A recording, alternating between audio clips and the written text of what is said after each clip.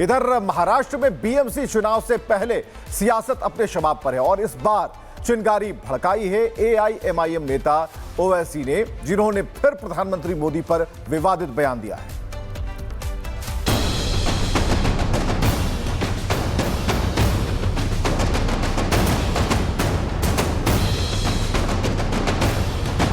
छोटे ओवैसी का फिर भड़काऊ बयान।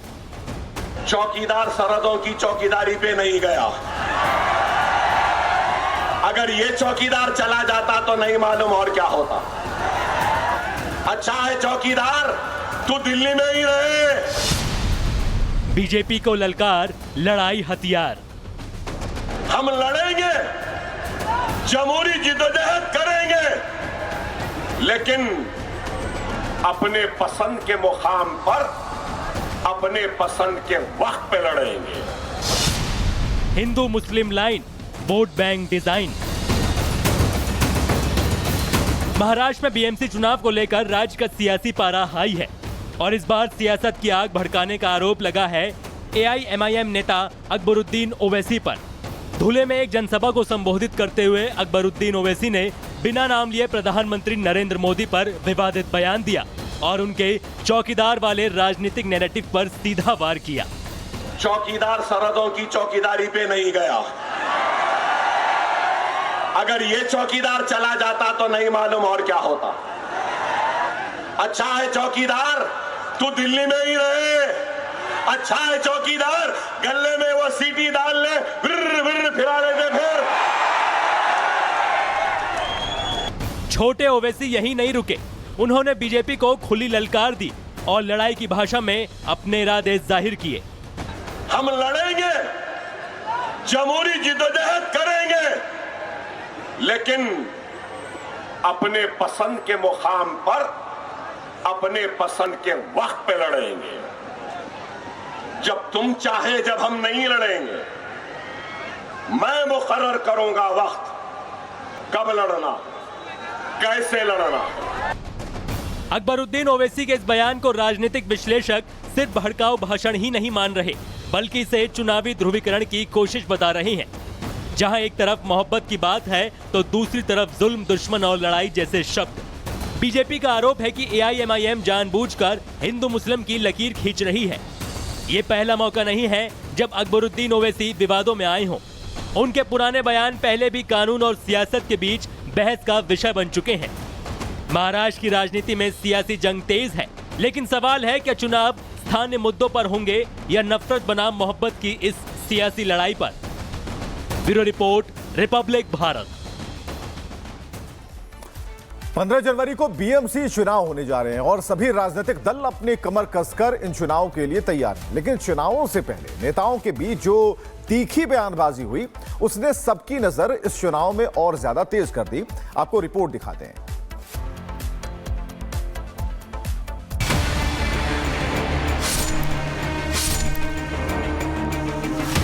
महाराष्ट्र में बीएमसी चुनाव के नजदीक आने से पहले सियासी दलों के बीच जुबानी जंग तेज होती जा रही है।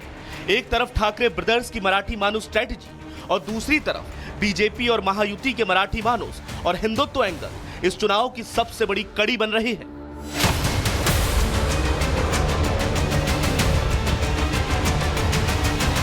गोरेगांव में महाराष्ट्र सरकार में मंत्री और बीजेपी नेता नीतीश राणे ने चुनावी सभा को संबोधित किया। इस दौरान उन्होंने ठाकरे ब्रदर्स पर करारा हमला बोला। नीतीश राणे ने कहा कि कोई भी हमारे हिंदू की तरफ बुरी नजर से देखेगा तो ये हम बर्दाश्त नहीं करेंगे और 16 जनवरी के बाद जो भी चुकता करना है वो करके रहेंगे।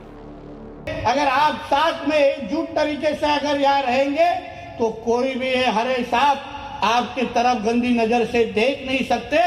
इतनी ताकत हम लोग आपके पीछे खड़े कर देंगे। महाराष्ट्र की में सरकार ये हिंदुत्वादी सोच की सरकार है।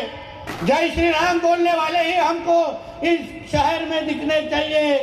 बाकी सब एक कोई चालू है, बाकी सब ये सब सर तन से जुदा वाले, ये सब आई लव मोहम्मद वालों को हमको वापस उनके पाकिस्तान में बैठे हुए अब्बाओं के पास भेजना है।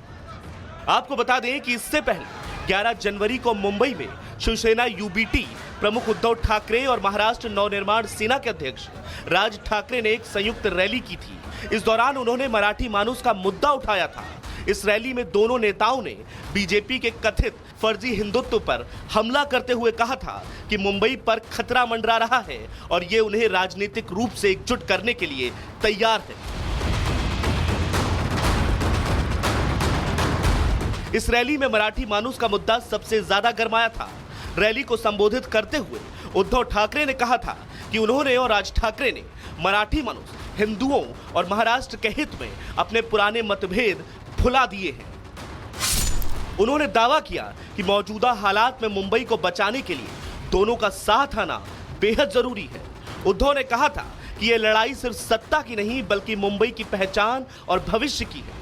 उन्होंने मतदाताओं से अपील की कि वे ऐसे नेतृत्व को चुनें जो शहर और राज्य के हितों की रक्षा कर सके। ठाकरे ने कहा कि अगर नगर निकाय उनके हाथ में रहता है तो मुंबई की संपत्तियों पर किसी बाहरी का दबाव रोका जा सकता है। उन्होंने आरोप लगाया कि बीजेपी मुंबई को लूटने और इसे गुजरात से जोड़ने की लगातार कोशिश कर रही है। इसका जवाब देते हुए एकनाथ शिंदे ने भी बगैर नाम लिए ठाकरे ब्रदर्स को घेरा है। उन्होंने कहा है, कुछ लोगों ने इस चुनाव में भावुक भाषण दिए। यह मराठी मानुस के अस्तित्व को बचाने का आखिरी चुनाव है।